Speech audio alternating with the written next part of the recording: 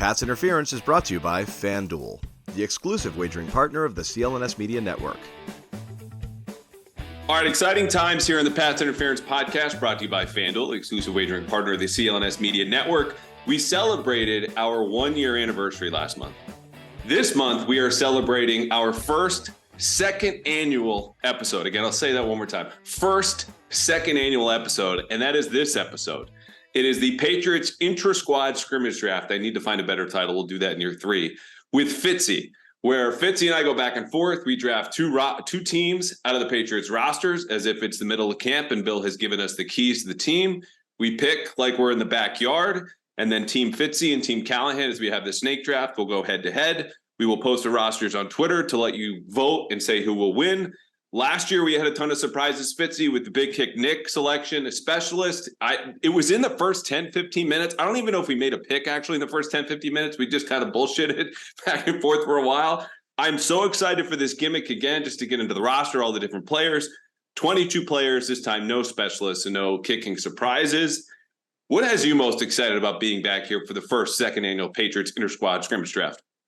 I mean, the fact that we're doing this, the Patriots Inter-Squad Scrimmage Spectacular, and you can do whatever you want with that acronym. Yeah. The fact that I'm back here for a second annual is an honor and thrill beyond any other award, accolade, or achievement that I could possibly realize in this lifetime, Andrew.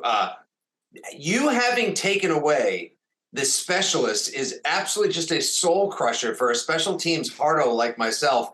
Last year, I go with Big Kick Nick because obviously he's a folk hero and a living legend.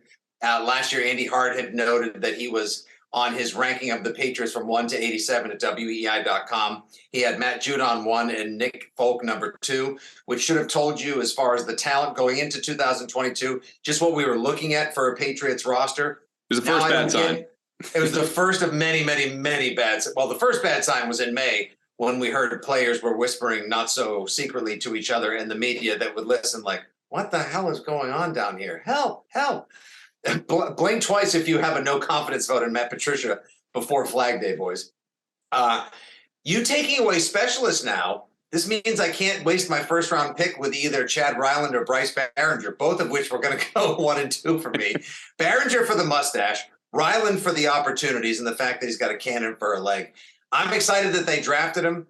I knew it was going to happen. People busted my chops during draft weekend, like, oh, you got any more jokes about the Rutgers punter? Like, actually, I was pretty certain they were going to take Adam Korsak, but they actually go for Behringer from Michigan State because the guy can kick in any and every of the elements. And we saw last year how a lack of special teams and the issues that they had when Bailey went down and the Nick Folk and Vizcaino had to handle kickoff. They lost like 12-yard average on kickoff. That turned into touchdowns, et cetera. So we've agreed to settle on the fact that special teams are important, but they shouldn't factor into the fun that we have on this draft, which I am now titling the second annual Andrew Callahan Patriots Inter-Squad Scrimmage Spectacular, otherwise known as the Race for Keyshawn Butte. Excellent. Okay. That is enough special teams talk. For a draft and an episode that has cleared the deck of all kickers, punters, and long snappers, I think you just dedicated 2 minutes to them. Congrats to them. That's the last we will hear from you until next episode or hopefully beyond. But you do make a good point. Special teams were a problem last year, and we're all moving on from last year, as I tried to say the last few months, because it's an exciting time. This is a fun time. This is a way to kind of, again, a gimmick to look at the roster and have some fun. And I understand that generally I like to be a good host on this podcast. However, I am a dictator. These are the rules. This is what we will be doing. No kickers and punters. Other rules before we dive right into this. 22-player draft. We'll have 11 on offense. You need to fill out an 11-player selection on defense. This will be a snake draft, so you and I will go back and forth with our picks 2 at a time. Fitzy, actually, this is now me taking off the dictator a crown and assorted uniform. You can either make the first overall pick or the second and third, after which the next person will make the 4th and 5th, and we go back 6th and 7th, et cetera, et cetera, et cetera. And that'll be it. The only goal is to win, and we have a theoretical lifetime supply of vitamin C. I need to check with our friend and the founder of the brewery, Dino, about this. However, what I do not need to check with him about is a very special announcement we will make at the end of this podcast. So if you really want to fast forward and find out a special announcement involving myself, Fitzy, and vitamin C, go ahead. But you will miss one of my favorite gimmicks of the offseason. And with that, Fitzy, would you like the first overall pick or the second and third? Actually, I am going to take the second and third. If I know you and we've done a couple of drafts like this before, I feel like I can take the chance. And if I get burned, so what? I get two chances to make myself feel better. And then, like I said, the race for Butte is on. I feel like there are a couple of players right off the top that both of us really, really want, as anyone would probably do when they're drafting a real fantasy team for Patriots in and amongst the talented players on the other 31 teams. And then it's just going to be like, we're just going to be at the wedding buffet, and there's just going to be nothing left but dinner rolls, half picked at pieces of fruit salad. Let's just call it what it is. We're going to get to Miles Bryant and Daniel Ekuale real quick. Those guys. I will tolerate and humor no Daniel Ekuale disrespect on this podcast or any program that I appear on. The man is an underrated gem of the defensive line and a saint. Yeah, just don't get suspended to start the season. But hey, that's last year, like we said. We're putting last year behind us. We are on to 2023, Callahan. We are. Now, what you meant to say there in your experience drafting with me, as someone who gets to be as conniving and ruthless and heartless in this process as Bill on draft day or anytime in the offseason trading away veterans a year too early than too late, is that's exactly what I am when it comes to this. I'm looking at the spots. I'm going for the depth of the certain positions. If I see a drop from, let's say, Trent Brown to the rest of the offensive tackles, I'm taking that guy. Maybe I'll take his backup because then you, Fitzy, are left with no one. And come August, we know typically that's when the scrimmage fights happen in training camp. Maybe it'll be me and you. Maybe it'll be my Trent Brown, 6'8", 300 versus someone on your defense. But this was a smart pick because with the number 1 overall pick, I have to take Mac Jones. I can't be saying we're going to see the best of Mac Jones here in 2023. The guy we all expected to take the year 2 lead basically tried to speak that into existence only to have it go backwards in 2022. It's happening. We're getting the best of him. I believe in the system they put around him. There is enough talent. I would lean closer to no excuses. We don't need to have that debate versus have they done enough to help him. He doesn't need a perfect situation, and he will have something close to that here in Team Callahan, but I see enough of a gap between him and Bailey Zappi, a guy who we forget threw an interception to a receiver in the last preseason game. Granted, he played more important football, much better when the regular season hit. But I see a big enough gap. He's a number 1 overall pick, though I was tempted here to go with a different player and see what you would do with Mac. But I can't give you the quarterback at 2 and 3 with leaving Mac there. It's funny because I wasn't even sure, heading into this, if we were going to have an all-time quarterback and both of us were going to be given Mac. Now, you taking Mac first overall, and I'm even sort of dubious if we have to technically field a team that's legal as we go about our all 11 on offense and defense. So some of our formations and trickerations, if you will, may be unique. I'm not sure if you're going to pull a full Harbaugh on me and stomp out onto the field like in the 2014 divisional round game, January 2015 at Gillette Stadium, of course, when the Alabama versus LSU formation came out. But now that you went with Mac first, what you've done is you've given me an opportunity to focus on talent on both sides of the ball that I would rather go for early and often, because Bailey Zappi can be my last pick now. It's not like you're going to go with 2 quarterbacks. Yeah. You're not going to bust out the Zappi Mac formation. So that being said, with the second and the third pick in the second annual Andrew Callahan Patriots. We need let's just call it Patriots Scrimmage Draft. Okay. The people are already upset. I can feel it. It was it's just rolling. I did not, but it was totally perfect. That was totally perfect. Go ahead. I'm going to go with Matthew Judon and Ramondre Stevenson. Okay. Matt Judon was in my top remaining tier, and I'm going to be updating these teams for the folks who are on YouTube and hopefully not as upset because I cut you off there. We will be flashing these teams so no one has to follow along for the entire hour however long we go. Let's talk about these picks. I think Matt Judon is the easy one. There was a case for him to be the number 1 overall pick. Again, just the value of the position with Mac, and I still see is appreciably better than Zappi. He was in consideration. Stevenson is number 3. This has to be a play where after the draft, you're holding the press conference and you're doing what the Falcons have done. Bijan Robinson is not a running back. He's a weapon. You're telling the fans Ramondre Stevenson is not just a runner. He could lead us in receptions because you know what he did last year for the New England Patriots? He led them in receptions. Talk to me about this pick when you've got, let's say, other positions of need that might have been a little bit more pressing. Well, in addition to the fact that Matthew Judon, is going to provide excellent on-field production and be the linchpin of an aggressive defensive line, which is going to have to get the job done on my fictional team and the real team this year. He also gives me leadership. And as we saw with the Boston Celtics and many other teams recently in the area formerly known as Titletown, you need those intangibles. Him clapping back at Micah Parsons, yelling at Asante Samuel, everything that the guy does. He's the guy that I want on this team most for the intangibles that won't factor in. Ramondre Stevenson, just a couple weeks back, I had a chance at a special event at I Love Boston Sports in Braintree at the South Shore Plaza to host a Q&A for, and then subsequently interview Ernie Adams and Ivan Fears and Dante Scarnecchia, and that's over on our podcast feed, and I hope everyone gets a chance to check it out.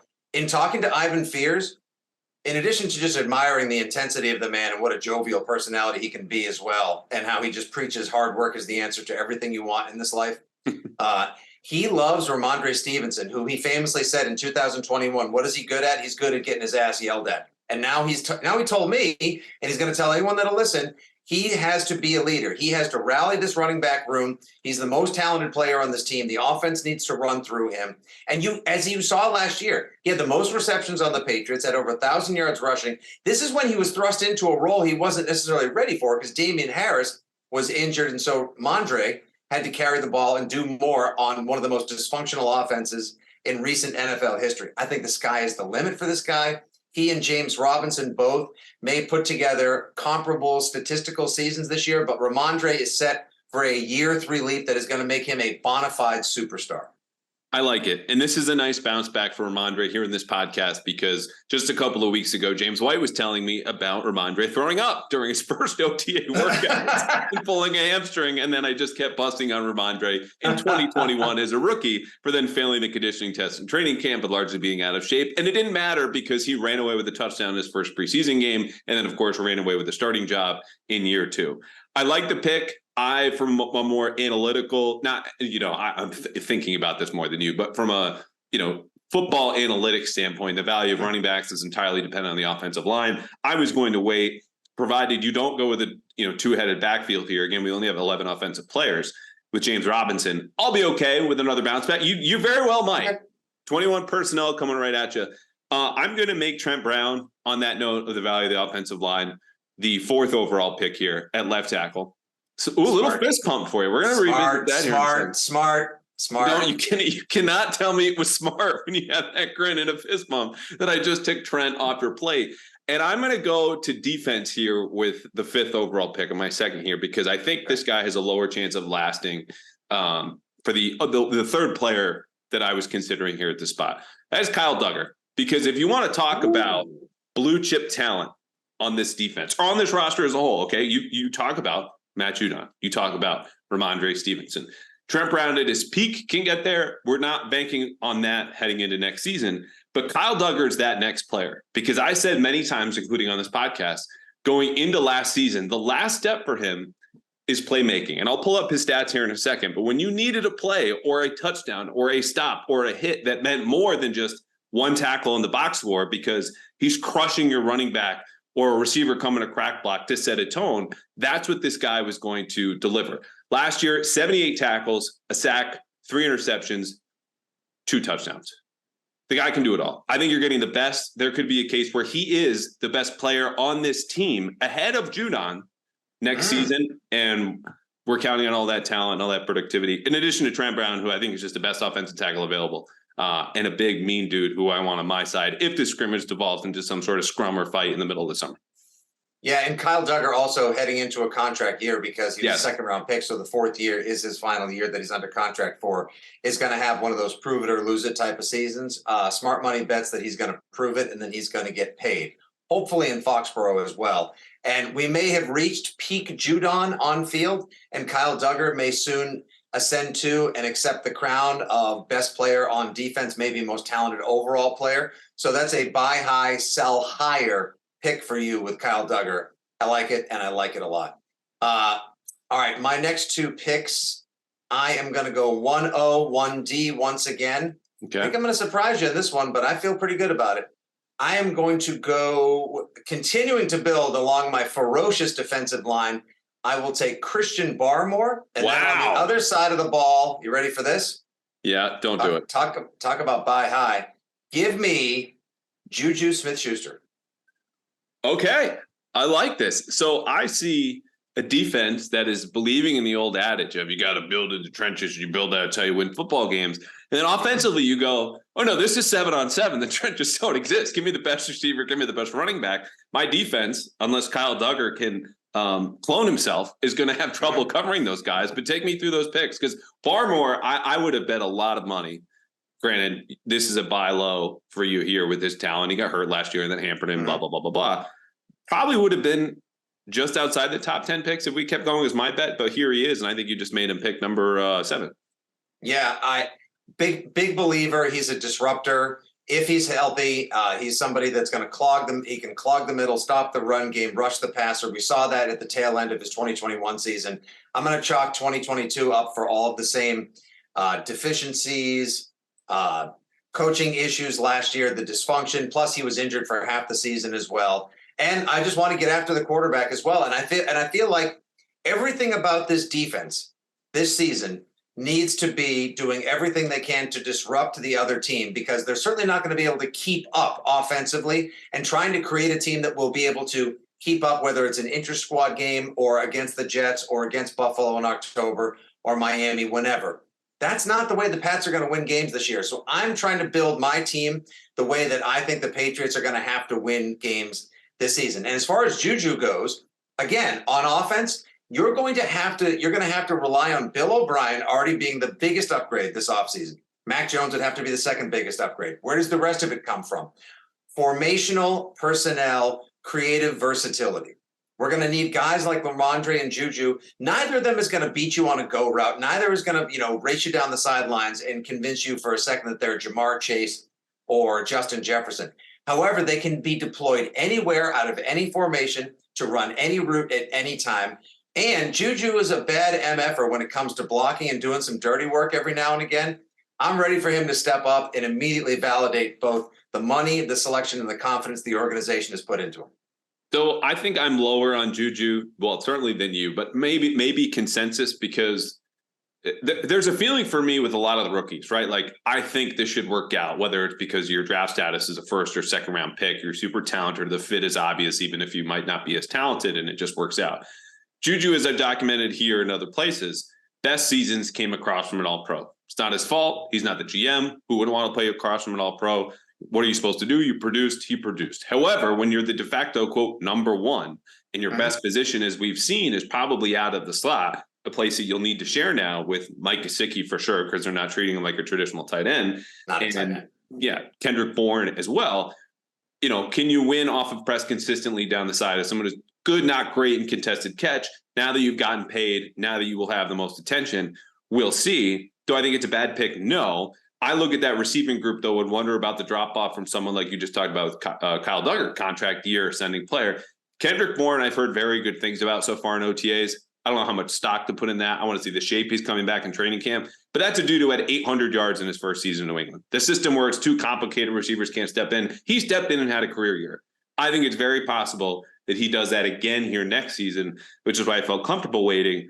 Where I cannot wait any longer, however, is the pass rush, because you really boxed me in here with the amount of we want to talk about blue chip talent, impact players. I don't want this guy on first down. I probably don't want him on second down unless it's 2nd and 8 or longer. But come third down, Fitzy, you best believe I need Josh Uche standing on one edge of the line of scrimmage where, you can address other needs now that I've taken him. I can't have you take the 3 best pass rushers on this team and have them on your team. So he is my next pick there. And we'll run down our selections. Can I call your team the contract year all-stars? Yeah, sure. Go nuts. Just keep it that short. Not what we were doing before with this spectacular. Andrew Callahan's amazingly spectacular. Yeah. That makes sense. Trent Brown, contract year. Kyle Duggar, contract year. Josh Uche, contract year. Like, you're buying in on the idea that these guys, whether it's in Foxboro or not, are competing for contract, not just playing time, but that next big-ass payday. And that is something I'm glad you hit on that, because it's something that I think people are underrating, where we're talking about big picture things and the impact of Bill O'Brien, which I want to get to in a second. The schedule is the most difficult in the league, and the division, Aaron Rodgers, and all these different things. You go case by case with all these different players who not only play impact positions, but are guys who want to bounce back from losing seasons and are going into a contract year. Like the argument for motivation sometimes can be really overrated. But in the case where all your best players have something to prove individually and collectively, that matters. That's a factor for this team and a big plus in that department. As for Bill O'Brien, do you think that's something whereas we might be underrating the contract year stuff, we're overrating because you, as I've said, is their best, most important offseason acquisition. But by the time he left the NFL, you're going, he's like top 12, 15 offensive play caller in the league. I don't think you're underrating, or I think if anything, we might be underrating it. You're not overrating it at all. Bill O'Brien, Bill Belichick is gonna know who is looking to compete for a deal, and I think a lot of times they don't reward nearly as many of their own as other teams often do. So if they think they've gotten the most out of somebody who's a mid to lower round draft pick who stepped up, rose to the occasion, and now is going to reset the market at his position somewhere else, they can't pay all of these guys. They're not going to be able to pay Trent Brown starting tackle money and Kyle Duggar, best player on defense money, and Josh Uche, specialist rusher money. So, and all of them are going to be competing for a deal. That's a huge thing. And as far as Bill O'Brien goes, he's the Andy Hart's written about it. We've discussed it as well. I think anyone who's watched this team and knows what he did before and watched the torpid offense of 2022 understands he is by far and away the most important addition and member of this offense, if not coaching staff. Like, he needs to have all the trust put on his lap. He needs to be able to say and do whatever he wants this season as well. And as far as the slot receivers go, I just want to harken back to 2009 and 2011, the two best seasons. Wes Welker, who needs to not only be in the Patriots, but I believe also the Professional Football Hall of Fame for the way he helped reinvent the position of slot receiver in the NFL. His best years came under Bill O'Brien. Bill O'Brien loves getting creative with running backs, and he loves the slot receiver position. Now, it helps, of course, when you've got great guys on the outside and you've got one of the greatest quarterbacks, the greatest quarterback of all time, throwing the football as well. But these guys that can run quick outs and work every single angle all over the middle of the field are the people that are going to feed in the Bill O'Brien offense. So did I hear did you take Kendrick Bourne already? No, I did not. And I'm not going to. I have one more pick, and I'll just make this quickly. Okay, so admittedly, it's been dark times around here for the NBA playoffs, but there is still time to turn it around if you turn to FanDuel, because right now, new customers at FanDuel get a no-sweat first bet up to $1,000. That's right, $1,000 back in bonus bets if your first bet doesn't win. Win or lose, all yours, back in $1,000. And I've mentioned this before. Bet on the Celtics, little Sox here and there, Bruins, RIP, mid-game, before the game, money lines, parlays, point spread, player props, anything you want. Just make sure it's at FanDuel, because there is no better place to bet all the playoff action than America's #1 sportsbook. Visit FanDuel.com/Boston and get a no-sweat first bet up to $1,000. That's FanDuel.com/Boston. FanDuel, the official sports betting partner of the NBA. My thing about Bill O'Brien is that not that there will be an upgrade, or not that every player on the roster won't feel the system will be more coherent, and you'll have your run game connected to the pass game, which of course births your entire play action attack. It's just that, is this a situation where every Patriots fan at home, and maybe even players in that locker room, are getting out of the worst relationship of their lives, and the next person they date shows up on time, holds the door, stays true to their word, but doesn't really get you going? And you're so appreciative of just all those basic things and boxes that we're checking that could get you married or swept off your feet in maybe 1950 or 60. But you want more, okay? This is the you want a little something different. Hey, this new person you're dating, doesn't throw up on themselves at home, doesn't use racist language in public, versus just they just want to order takeout, Netflix, and chill. Sounds amazing to me. That's all. You can take them to meet your parents. Bill O'Brien shows up with flowers on the first date. Remembers. Your favorite song by the third date. Pulls your chair out for you. Yeah. Yeah. But come week 10, you're like, oh, we kind of plateaued here. It might be time to move on, because certainly they did in Alabama. It's a different, environment. It's a different team. It's a different background, all the different stuff. It will be better. It's just a matter of how much better, because the expectation now is he's the reason that they go 10-7 in surprise, or 11-6, or 12-5, as I think I saw Tommy Curran the other day, possibly. And I think that's a lot to put on one coach, versus the driving factors behind that kind of rise or takeoff or surprise season are the players we just mentioned being in the contract years, which, speaking of which, Mike Onwenu, come on down. Contract year, the best offensive player left on the board. You could argue at points last year was their best offensive player, even with Ramondre Stevenson breaking out in the way that he did. Dominant run blocker, increasingly better pass protector. Guy can move to tackle if I need him. But right now we have the two best offensive linemen on the Patriots roster on Team Callahan. Just a quick recap, and you'll make your pick because we've been dragging here for a little bit. My team so far: Mac Jones, Trent Brown, Mike Onwenu on offense, Josh Uche and Kyle Duggar on defense. You, knowing you have Bailey Zappi in the bag, Ramondre Stevenson, Juju Smith-Schuster, and on defense, Matt Judon and Christian Barmore. So I think we're close. I think the folks at home would probably have you ahead by a little bit. I don't know. I like your line. Like for somebody who wanted to prioritize offensive line in the NFL draft this year for the Patriots and watch them just clog up the middle with a bunch of guys I had never heard of before, ignore the tackle position, basically surprising everyone from Dante Scarnecchia to Matt Light to Andy Hart to Andrew Callahan and beyond, thus prompting questions to Matt Groh after the draft. Like, so what about the tackle? What about the tight end? You guys kind of need both. And like, well, we're happy with the work we did last year, in the offseason. Like I've referred to the battle for the right tackle position as like a hobo battle royale this year, because it's just like a bunch of guys they brought in and they're just like, okay, one of you gets to be a henchman for the Joker. The rest of you are like, are dead. Like it's not spectacular. It's not sexy. I guess they really feel like the interior is where the game's go. They're kind of telegraphing where they're going to be prioritizing that the focus of the offense this year, because they just have all of these absolute Onwenu-sized hosses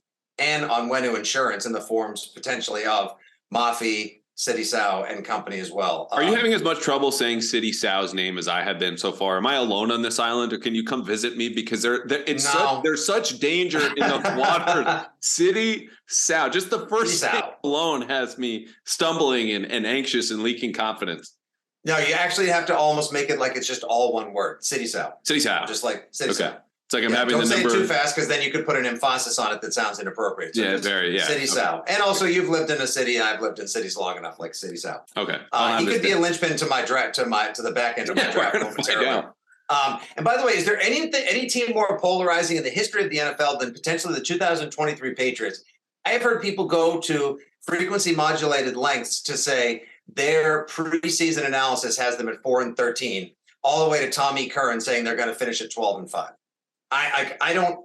My God, how could it possibly be that some people see one thing this bad and this poorly, and some people could see something potentially being that much better and more surprising, especially given the way that the rest of the division has improved, Andrew? Well, we are about to enter another presidential election cycle, so I think we can understand how people see one thing very, very differently, and I'll leave it at that. Good point. All right, so I'll just make these quick, less analysis, more drafting. With my next two picks, give me Kendrick Bourne and Riley Reiff. Nice. Good work by you. So Bourne over Devontae Parker. Talk to me. Again, versatility. I think Kendrick Bourne, one of the only two players who actually showed up and showed any fight in the playoff game, if you want to call it a game, versus Buffalo a year and a half ago. I loved everything he did. He was the best playmaker on the 2021 offense.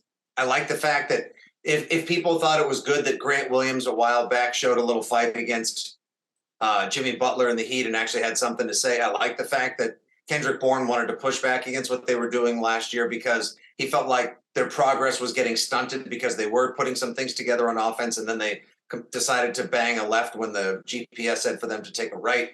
I think he's a playmaker too. I think, I don't think they're going to go ahead and use him the way I want to see him get used, and have him be, a back and a slot receiver and an outside receiver as well. He's not going to be Tebow Samuel 2.0 for me, but I can work him on the outside. I can work him on the inside. I may not even go with a tight end on my team, quite honestly. I may not, because Hunter Henry's not that sexy. Mike Gesicki is a wide receiver in tight end's clothes. So, Mrs. Henry would love to have a word with you over that last comment. Big debate there. I'm sure she would. He's fine. He's perfectly fine. He's a turkey. He holds the door, brings you flowers, and by week 10, you're like, we should see. You know who he is. He's a turkey club. Hold the mayo with what he is. Lukewarm onion rings. Is that needs to sit for a second in the imagery there. He's a guy also entering a contract year. Good point.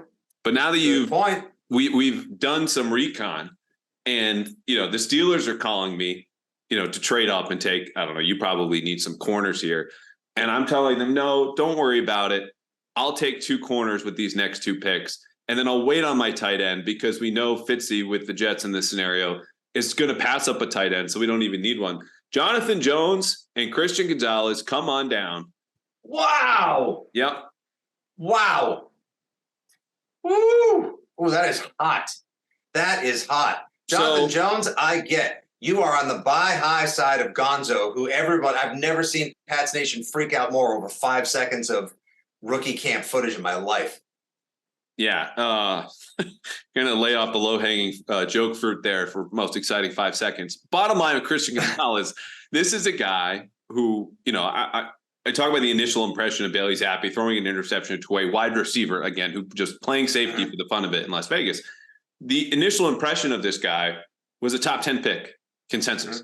He's not 21 yet. He can't go to the bar and get a drink. There is so much talent here oozing out of him. 6'2", 199 pounds, can play man, can play zone. Okay, he had a bad game against Georgia. Who freaking didn't over the last 2 years against that team, aside from maybe CJ Stroud?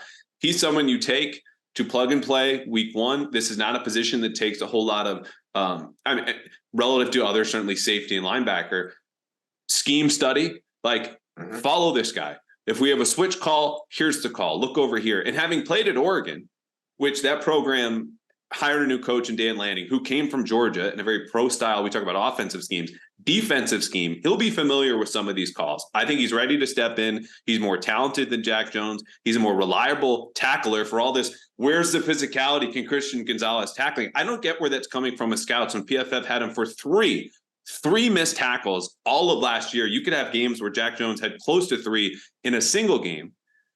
He's an all-around talent. He's an unbelievable talent. I'm buying in on Christian Gonzalez. Is he going to get burned in camp? Yes, of course. Are there going to be videos leaked? Yes, of course. Over the long term, he's the best talent available, I think. I think they'll get it out of him. And it's just, you haven't seen this a whole lot, right? Because they're not picking that high. And when they do, they take a quarterback, and we're going to debate about him for 2.5 years. This is a player I don't think we'll have much debate about him. Christian Gonzalez is great. Yeah, Gonzo is, if there's anything that people are pinning their hopes to for what they believe will be a struggle of a 2023 season, is that he's going to be one of the building blocks of the next great Bill Belichick New England Patriots defense, someone they can buy the jersey of, a legitimate cornerback one. It's the highest Belichick's ever taken a corner as well. And the kid may just be the diamond in the rough that falls to them in the draft and helps kickstart whatever is going to be this next true iteration of the Patriots. Playmaker galore, can play special teams, fast as a rocket as well. Looks like he loves football. He's got $1 million smile. What isn't there to like about this kid before the inevitable stories, leaks, and all the other nonsense?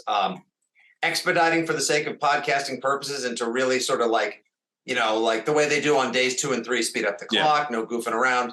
I am going to take Jack Jones and David Andrews. Nice. They were 2 of the 4 players left in this tier that I have.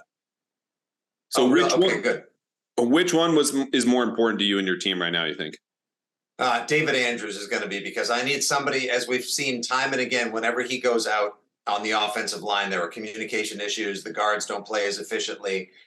Even though he's still undersized for the center position, and for all we know, Jake Andrews may come knocking at the door sometime in the near future, because poor David has had a number of injuries, missed the season with those. I think it was the embolisms in his lung a couple of years ago after the trip to Israel. He's a gamer, man. He's just a smart football player. He lives for and loves it so much, probably more than any of us could even possibly ever pull out of him. Great guy, team leader. I also need somebody, you know what I need? I need a little championship lineage. I need a little Patriot Way DNA in my locker room right now. And David is one of the last Super Bowl champions and connections to the past that can help inform and influence my future. I like it. So I mentioned I had 2 of 4 players that you just took. One of them is Calvin Anderson, because I'm just going to take this here, and we'll flip-flop, because he played mostly left tackle last year in Denver. He goes to left tackle. Trent Brown come over to the right side. You and Mike Onwenu are going to be absolutely unstoppable on that side. Teams are going to know we're running behind Mike Onwenu and Trent Brown and not be able to do anything about it. That's fine by me. The other one is Juwan Bentley. And I'm not going for the Twitter likes here. I'm going for the guy who, yes, of course, in a contract here. But I said many, many times, I think there's a case that he was the second best defender for the Patriots defense last year. down the stretch. And this is someone who grew into a role on third down and could defend. Go look at the Cardinals game and watch that tape over again. He's not only coming downhill with all the ferocity we haven't really seen, and I don't know how many years, maybe like peak Dante Hightower, but this is a guy who is growing into a role that many never expected as a 2-down thumper.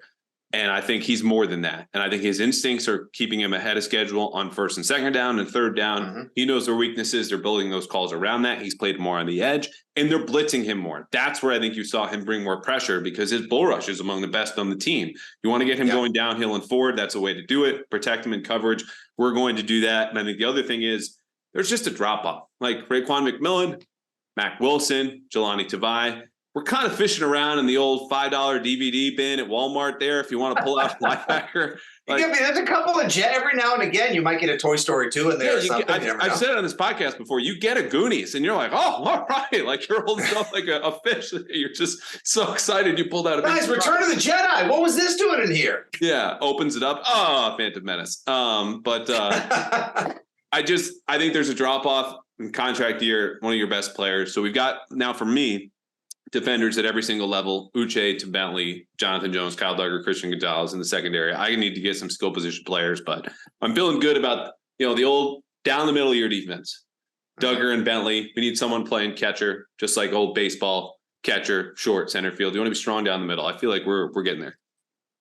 Somebody in the back end of the defense, which as we've seen is all too integral and has to make far too many tackles on the Patriots the past couple of years, needs to step up in the absence of D-Mac and say, hey, look at me. I'm the captain now. And you know who that's going to be? My next pick, Adrian Phillips. I think criminally and consistently one of the most underrated members of the Patriots. Is he perfect on every play? No. Does he get beat sometimes? Yeah, everybody does. But can he hit like a freight train like Julius Peppers does? Yes. Can he cover like D-Mac does? Yes. Does he have the heart of a lion, and is he fearless and a great guy as well? Absolutely. And if he's fully healthy and the defense is running and playing the way that it should be, which is with the kind of, like concentrated, reckless abandon you want a high-flying defense to play at, Adrian Phillips is the guy I'll take 8 days a week, 7 games on Sunday. Absolutely love him to pieces. And now I'm just going to get crazy on offense because I told you this is the way it's going to go. James Robinson. Wow. All right. So you're running 2 back. So yep. Yeah. Okay. Go ahead. He's got a point to. You know what I loved? I was okay. I like Damian Harris personally. I don't need the barking. I don't need some of the things that he did. But I love the way he ran. He was a MAC guy.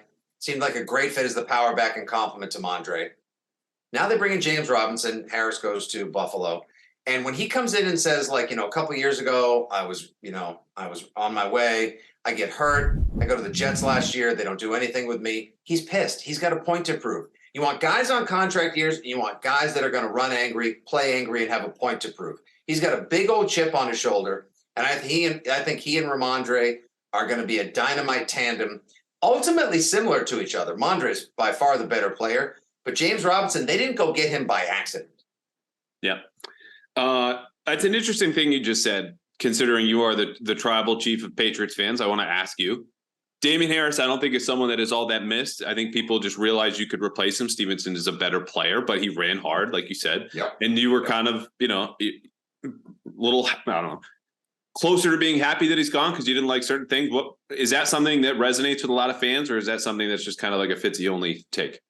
No, I don't think a lot. I don't think there's a huge outcry for Damian Harris. Like the night that he left and agreed to a 1-year deal in Buffalo, there wasn't people just screaming like Darth Vader when he found out Padme died. Like, no, what are we going to do? Like, oh, what's going to happen to the offense now? Like, it'll move on. What happened was everyone saw Ramondre take over last year, and everyone was like Damian Harris was like, what about me, guys? And Pats fans sort of like texted back like, new number, who dis? Like, yeah. They have moved on. And I think James Robinson will be a pleasant surprise because not the fastest, not the biggest, not the meanest, but he is a good playmaker. He has good hands out of the backfield. And I think, again, fits the mold of the creativity that's going to go into the Bill O'Brien offense this year. Okay. I need 3 picks here. Is what I need. We can't trade. It's not a part of the rules. Nope. I need to abide by my rules. So I need to identify these 3 players who were least likely to select. And looking at your team, it could be any of them. But you've also, again, kind of boxed me in where you want to talk about a criminally underrated player. You did so with Adrian Phillips. I raise you a Dietrich Wise, who is, again, coming off of a breakout season. He is a classic case of generates a lot more pressures than are reflected in his sack totals. And yet he broke his personal best career high single season record for sacks last year by like Halloween. So I'm counting on that guy who's in the building every single day.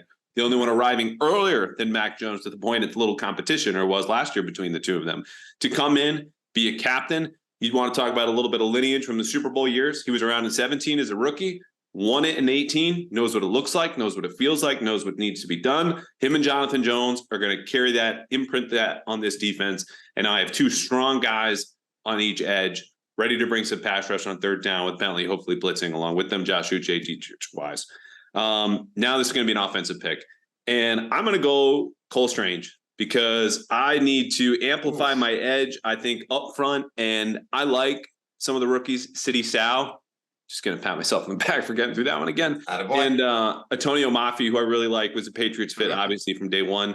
I don't like them so much that I want them starting against big boys on the defensive line when we scrimmage. So Dietrich Wise and Cole Strange. That leaves me just with the center position where I will have an Andrews in the middle. He just, might be a fourth round rookie that disappointed everyone when he came off the board out of Troy.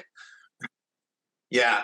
And you and I have the distinction of being able to, just from engagements, obviously you doing post games, interactions, feature pieces, me hosting some events and having the pleasure of interacting with him. Dietrich Wise, awesome human being on top of it all. Oh, a total delight. Talk about at the top of the I want to root for that guy list. And as he joked and told me last year when I asked him at one point, putting together a little thing, where does this all come from? And he said, well, my dad, my dad told me keep working hard. So I guess I'm the NFL's version of the 6-year overnight success.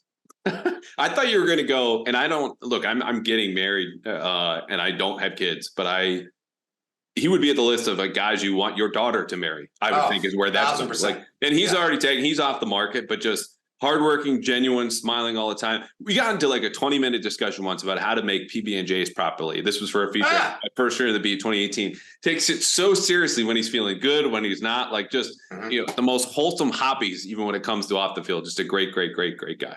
Tremendous human being. All right. I guess, man, my offensive line is going to be a huge wild card. It is going to be trouble for sure. But at the same time, I'm just going to have to try to rush the passer and score the ball.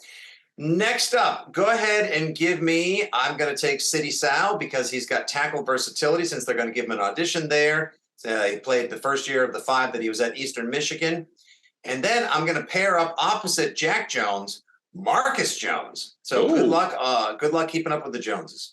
All right. Well, on that point, because the issue for the Patriots cornerback room was not that, you're really lacking talent. It was an average group last year. It's that you're lacking height. And I'm going to hopefully punish you for that because the third player I mentioned when I wanted 3 picks was Devontae Parker. And thank God I got him because otherwise I'm going into battle with Tyquan Thornton as my number 1. At least now Parker is on my side and going with Marcus Jones. Let's stay with Marcus Jones though for a second. And I just penciled myself in for Devontae Parker and I'll run down our teams here in a second.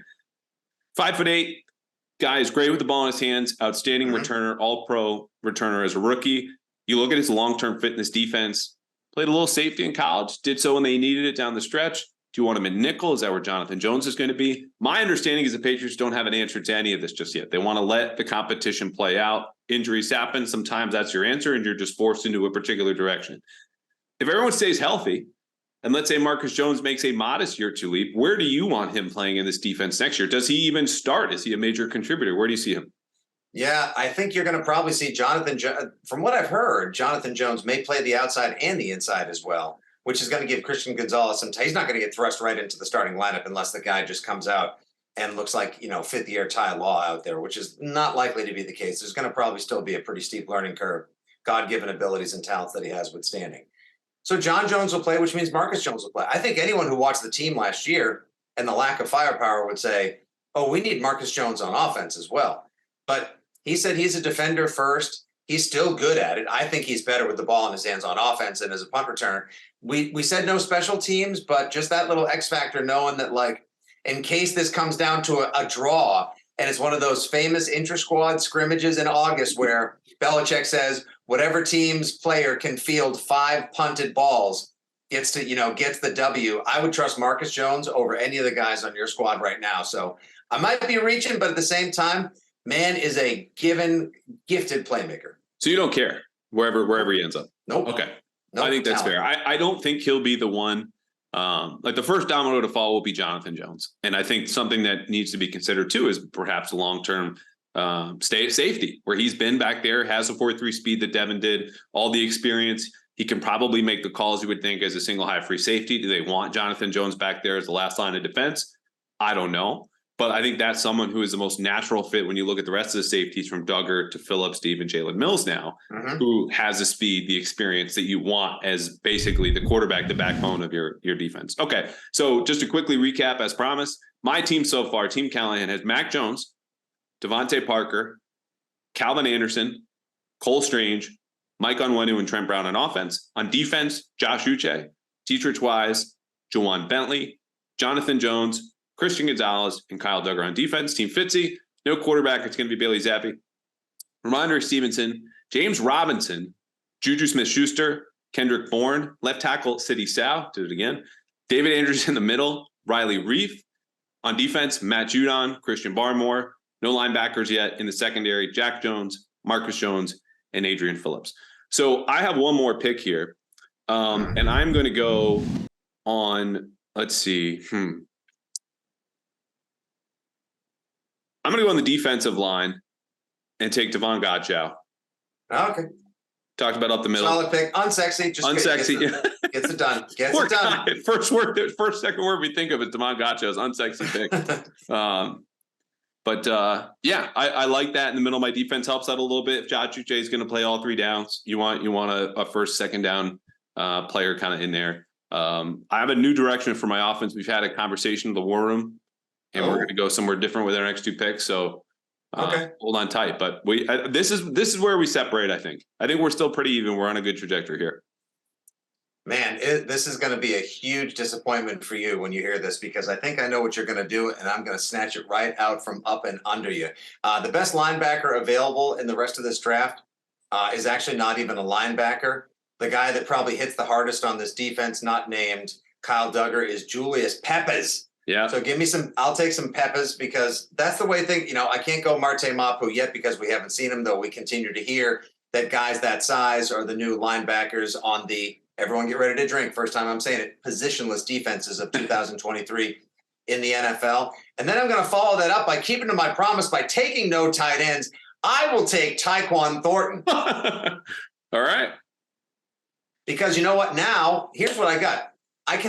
Juju can work all over the place for me. I can have Kendrick Bourne work the outside and the inside, and now I've got a legitimate deep threat. So you're thinking like, all right, if I can get home against these guys, I can make something happen. But S word, they have 2 running backs coming out of the backfield. They got a deep threat, a seam guy, and someone who will work anywhere in the formation. I'm just going to have to keep you guessing. It's going to be a quick play, quick strike offense, and I'm going to keep you guessing. And again, boy, am I leaning hard into Bill O'Brien getting no sleep all the way up until September 10th on Tom Brady Hooray Day. I mean, your problems are going to be up front, right? Like you have no more skill positions to fill. Yeah. Nope. My O-line is good. I have Devontae Parker, who is going to miss at least 6 games if we were to play this out for a whole season. And good luck, Mac, who is probably having a little PTSD from last year, looking around going, who am I throwing the ball to again? But again, you have no skill position players left. So when I took the quarterback, you could wait to your last pick to take Bailey Zappi. I'm going to go with the 2 tight end offense, and we're going to feature Hunter Henry, contract year, Mike Gesicki, contract year. And it's not going to be your 2 tight end, Hernandez, Gronk, blah, blah, blah, or power running offense. It's just not who Mike Gesicki is. But I feel better about him as a potential receiver than Kayshon Boutte, who's probably coming down here soon. Not this pick. I mean, again, because I can just wait on all these guys. So we'll go to defense. I mentioned him already. Jalen Mills. Come on back. Swing player this year. Big swing player for this defense this year. Take another drink. Contract year. Someone who also I would feel comfortable saying, look, I know you want to play safety. You've tweeted about playing safety. Supposedly you're going to play safety. But when we're facing a team that has 3 receivers, 2 running backs, and no tight ends, you know what we need? Three corners. So we'll bump Jonathan Jones inside, Jalen Mills on the outside with Christian Gonzalez, and I feel much better about that flexibility. We're going to man up against it. Interesting. Now, do I think that people are going to take that into account when we tweet these out and we have people vote? No, not at all. They're just going to look and go, oh, Juju, Ramondre, Kendrick, Tyquan. Yeah, Fitzy won. Let go. Yeah, fun. Fitzy's team's fun. Like, who's going to block for Fitzy's team? Who's going to let Tyquan Thornton get downfield unless he busts out that Willie Galt ×2 electric Bethel Johnson speed and actually bring some hands along with those tiny wrists? Come on now. Yeah, details though. All right, so you do not have any linebackers. We both need another defensive lineman or two or another safeties. Boy, this is tough. Yeah, now we're getting down to the nitty gritty. Yeah. So I think at this point, you just got to stay true to your board where, of course, I have two tight ends up top and they'll be among my last picks. I will take. Okay. As I just air out my strategy, as always advertised to every GM who's just shaking their head as they don't listen to this. Give me Lawrence Guy. Oh, right in the middle there. Effort. Oh. Stole him right up from under me. Damn. Good pick. Good pick. You know what's interesting too is I don't have a running back, and this is where there's been, I think, because of your guy Ivan, who thinks Ty Montgomery has an excellent chance to be the third down back. Loves him. And that's great. I know Ty is exceptionally professional. They value him on special teams. He was their third down back there first in. I just, even as a fourth round pick, that speaks poorly of Pierre Strong. And I just can't imagine, given his athletic talents, he wouldn't want to try to make that work if it was at all possible versus a guy who's not even on the back nine, like the back 2 or 3 of his career at this point. Yeah.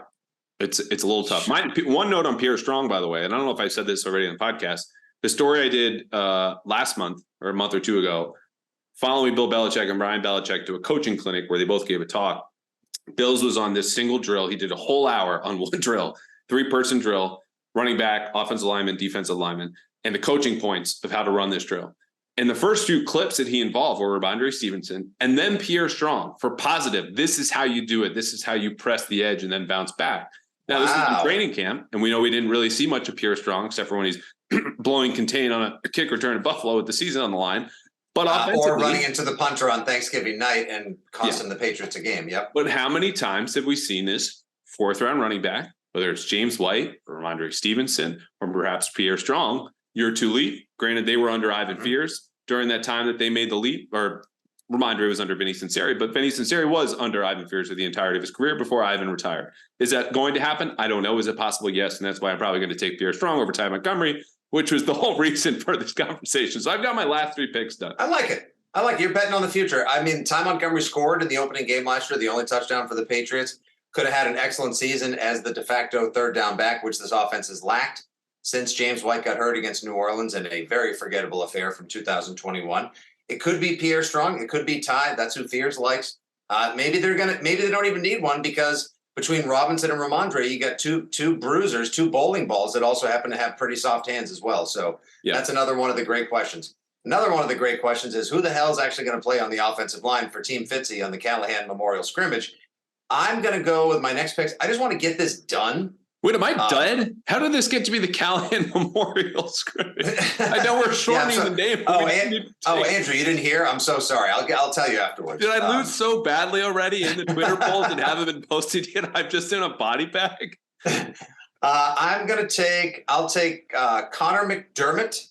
And then just to make sure I have an offensive line because it is that important, I will take I'm going to be shifting City Sow to guard. Connor McDermott goes to right tackle. I've got Riley Reif at left tackle, and then give me Antonio Mafi. Okay.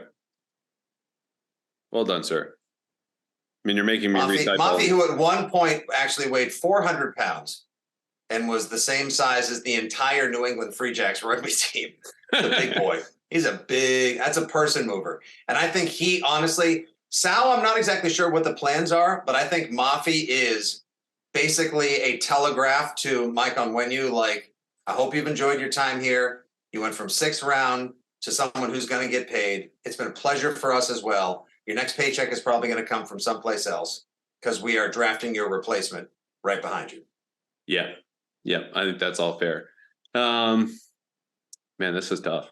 When I talk about losing Twitter votes, and this was unfair. I think this guy gets unfairly crushed, but we both have a safety spot available or a corner, depending on how you want to fill out that fit defensive back spot. Though, now that you know I'm going 2 tight ends, maybe you want to have 3 linebackers, which God bless you, because one of them is not Juwan Bentley. Miles Bryant, I think there's a role for him on this team. Nope, you're shaking your head. You've got your pitchforks ready. That he is a player, I will say. Right up. That's it. The Patriots is a player, period. He's a player. The Patriots value more than the 31 other teams in the league.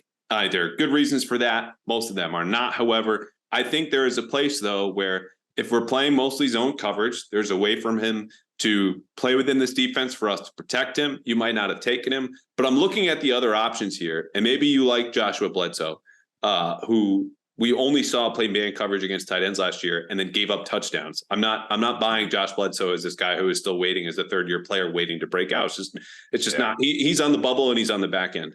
Sean Wade, I don't think we're going unless you want to take Isaiah Bolden or Amir Speed. You got your hand up? No, that's a goodbye. That's bye, Sean Wade. Oh, it's goodbye. Okay. So the options are thin. B, at least Miles Bryant said flashes of a guy who can play in the slot.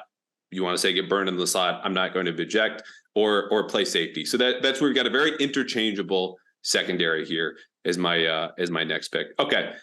Another one, we're going to go with a surprise here because there are linebackers left, and you might like the Raekwon McMillan types or the Mac Wilsons, who's going to miss tackles and have his eyes in the wrong place when you don't face the Ravens this year, but some mobile quarterbacks. Marte Mapu, let's just dive right in. Give me some speed in here. Sexy. There we go. There we go. That's the guy who walks up and orders a drink with mezcal for the first cocktail of the night. Like, this guy's letting you know that things are going to be a little wild, unpredictable, and he likes it. He likes it extra spicy. Good for you, because this guy might either be one of Belichick's great swings and hits or one of Belichick's great swings and misses. If everyone's telling me draft night, including Daniel Jeremiah, that he's one of his favorite players and may have been the best day 2 pick in the 3rd round, and that the team that no one should have wanted to have seen him go to was the Patriots, then I tend to believe that he's probably going to be a great fit. May also be the guy behind Kyle Duggar saying, like, if you like it here, you may have to play contractual ball with us because we got someone else that we are growing in a pod next to your bed to take your place just in case you happen to want too much money for our goods in 2024. So I think that's a great pick by you. Yeah, and I tweeted this out. I said it on the podcast afterward, Belichick loves him. I heard rumblings at the Combine, couldn't confirm it. It was only from one person. Lo and behold, they make the pick. They wanted to trade out, but I think he's a player that I'm going to bet on initially here because I think he just brings a higher ceiling than a McMillan or a Mac Wilson, who we've seen. And we thought Mac Wilson was going to wash out for the Patriots because he didn't play down the stretch, completely disappeared in the back half of the season. At this point, I'm swinging for upside. So that's where we went with that pick. And I got 4 more spots all on offense to run through. And you have, 4 more picks to make as well. Zappy's going to be one of them as well. So I'm sorry. You have 6 picks. Okay. I'm going to go right now. Here we go. I'm going to go 1-2. This is going to be, I'm going to go, people are going to love me if I say Keon White because, everyone loves the memes of him and Belichick. You know what? Picking Jelani Tavai, he's another one. He's the Miles Bryant of the defensive line and the linebacking/edge core. But at the same time, he doesn't suck. Blaming him for, he doesn't suck. I'm going to go Tavai, first pick. Good for you. And you know what? I got sick of this early in the season. Borderline underrated. Let's go. The Jelani Tavai fan club is in session. You've got 2 members, another member on the Patriots and Justice who just signed. So congrats. You actually have a party going.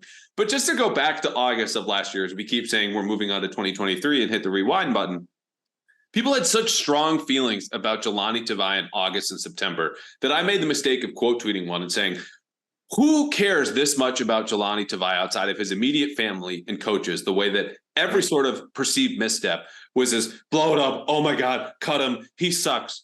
Are you just listening to Felger and Maz, who couldn't tell you anything about them, or any other sort of radio show who just wants to blow up in this slow-footed linebacker when he's been solid? He's been fine. It was just such outsized outrage about a player who's not really going to change the fortunes of your team. And then when he got extended, didn't even get that much money. You're talking about a guy occupying less than 2% of the cap. So I think people have largely pumped the brakes. I think we all need to relax. I think he's a fine player, can play inside and out. He's big enough. He's not going to wow you in any sort of sense, but he's not going to get you killed. Like, I think it was the Matt Patricia stink that was still on him from Detroit, Patricia being in the building, who had a lot of influence. But Patricia's gone and Tavai's not. And I think there's good reasons for both. I couldn't agree with you more. It just fundamentally fine, reasonably sound, gets things done, loves being there, stuck around.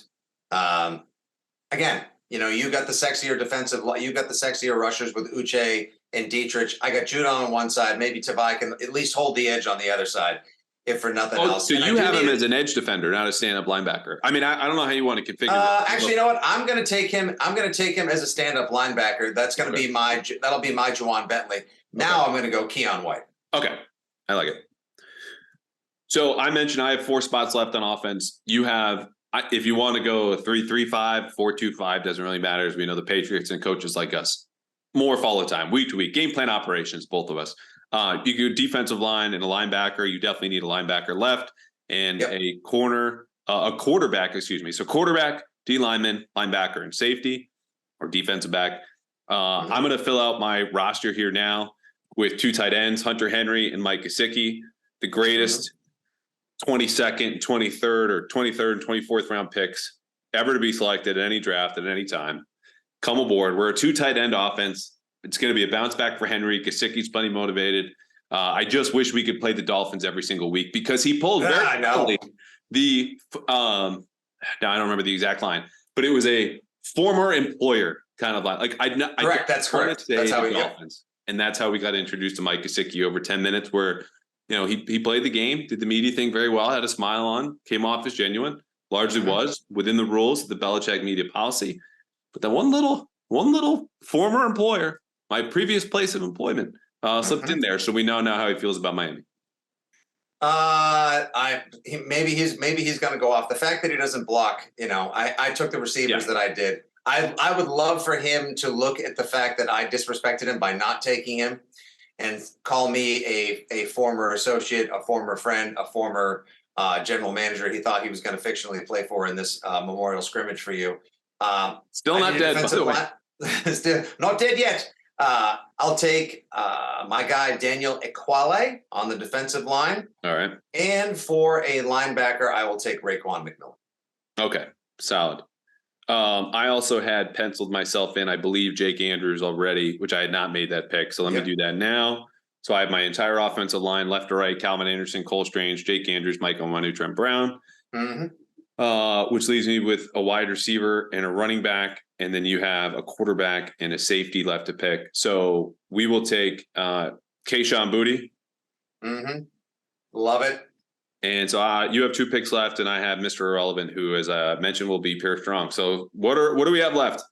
I got quarterback and safety, so let's wrap it up with Joshua Bledsoe, Mr. Joshua, for the Lethal Weapon fans in the house. And Zappy Fever gets his chance to prove that he deserves a shot this season. For all we know, he may be just every bit as good as Mac Jones. I doubt it. I am far from a Mac stan, but I certainly believe competent coaching, a year away to wash away the pain of the reverse engineered Patricia offense. Everyone saw him smiling at the Taylor Swift concert. Who knew he was a Swiftie? He's feeling himself. He's back in the happies. Mike Giardi tweeting out recently all the positives he's hearing from inside the building. The players are talking about proper leadership. They see the same guy from 2021 back at it, but he's got a bigger arm. He's in shape. He's ready to rock and roll. Got to give him the right kick at the can, but Zappy can once again, I've got the quick release, quick strike offense. So Bailey Zappy will suit exactly what my offense is tailor cut to just fine. Yeah, we've seen how much Ramondre Stevenson, as I look at your roster here, and we'll just, for the folks on YouTube, they'll be posted right about now. So you can look at this as opposed to hearing me list them off. And I will in a second. Stevenson can create on his own. Like if you want a running back with a bad offensive line, this is a guy who generated so many yards at the line of scrimmage, dancing out of tackles, dodging defenders. Like we've seen him do it before. James Robinson is a little bit of that in there. I'm counting my offensive line to carry Pierre Strong. The only real weakness is at center with Jake Andrews. You can help, double team, slide, whatever you need to do. But 7-on-7s, if we ever get to this, my offense is not scoring anything. And I think when you take the field with your offense. Again, Juju, Kendrick Bourne, Tyquan Thornton versus Jonathan Jones, Christian Gonzalez, Kyle Duggar, Jalen Mills. We got some fireworks. Like, I was going to say, where's the popcorn, man? Get ready. Yeah. I think Devontae Parker's going to eat Jack Jones and Marcus Jones for lunch, provided he plays like the power forward the Patriots keep wanting him to play like. But this was fun. I felt very good about my team last year when we did this. I feel less good comparatively. I think you drafted a very, very good team. Yeah, let's see what the people have to say as well. And ultimately, one way or the other, this ends in the two of us getting together to celebrate the process, if you will, to better our fundamental working Foxboro football knowledge, and if nothing else, enjoy a cold vitamin C together. Yes. All right. Before we get to vitamin C and that special announcement, final teams again. Team Callahan, Mac Jones, Pierre Strong, Devontae Parker, Kayshon Boutte, Hunter Henry, Mike Gesicki, Calvin Anderson, Cole Strange, Jake Andrews, Mike Onwenu, Trent Brown.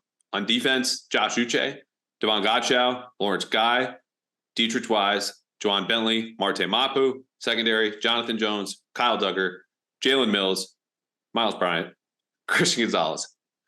Team Fitzy, Bailey Zappi, Ramondre Stevenson, James Robinson, Juju Smith-Schuster, Kendrick Bourne, Tyquan Thornton. Left or right in the offensive line, Riley Reif, City Sal, David Andrews, Antonio Mafi, Connor McDermott. Defense, Matt Judon. We are going to have problems with Matt Judon. Christian Barmore, Daniel Ekwale, Keon White, Sup Brooke, Jelani Tavai, Raekwon McMillan in the secondary, Jack Jones, Adrian Phillips, Julius Peppers, Hide the Women and Children, Joshua Bledsoe, and Marcus Jones. Oof. I'm ready. I am ready. Yeah. Ooh, make it September 10th. Or at least early August. Let's go. Yeah. All right. How about let's make it August 9th? Because you finalized the details here. This is something we've talked about, you and I, the last like 2-3 summers. And it's finally coming to fruition with our good friends at Vitamin C. Tell the people what our special announcement is here today.